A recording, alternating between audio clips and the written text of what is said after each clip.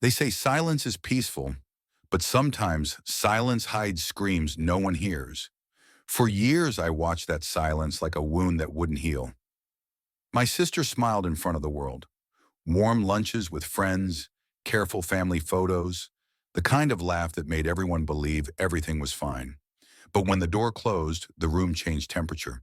The same laugh vanished and her shoulders folded in a way that told stories her voice would never tell.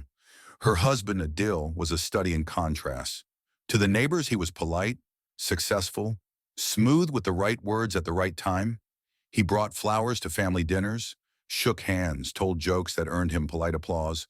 Behind our walls, his words landed differently. They were small, surgical things. A phrase that left her doubting herself, a joke thrown like a stone to test how much she could take, a casual insult that arrived like frost. Over months, the frost built ice. Her confidence thinned. The woman who once hummed while she folded laundry started to move through the house, as if she were a ghost passing through rooms that used to belong to her. I learned every nuance of that silence. The way she stacked the dishes too carefully, as if steady hands could hold the pieces of her together. The way she would delay answering my calls for fear of the tone in his voice.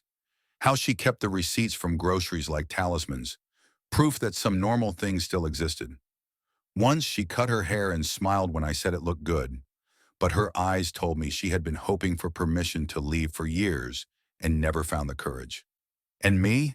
I stood in the corner of those quiet evenings like a poor witness to a slow collapse. My chest ached the way your ribs do after you hold your breath too long. I wanted to pry the truth out with my hands, to shout until the walls themselves understood. Instead, I learned the weight of a promise. She pulled me close once and whispered, half in shame, half in fear, "Don't say a word. Don't let anyone know. I'll handle it." Her voice was thin as paper, but steady. Protection meant something different to her. It meant keeping the world intact, even if she was falling apart inside it. So I kept the secret. I swallowed my anger, my questions, my offers to help, and I watched. I watched the lovely mask she wore grow heavier. I watched her patience erode into small, private defeats. Each night I rehearsed an argument I never made, planning words that might have saved her, imagining 1,000 ways I could have been brave for both of us. But she asked me to be silent, and I honored her request because the person who suffered most had asked for it. That silence became its own kind of scream inside me. Loud, pulsing, impossible to ignore. It lived in the way I found myself watching the clock, waiting for the moment she would break down and ask me to do more than listen.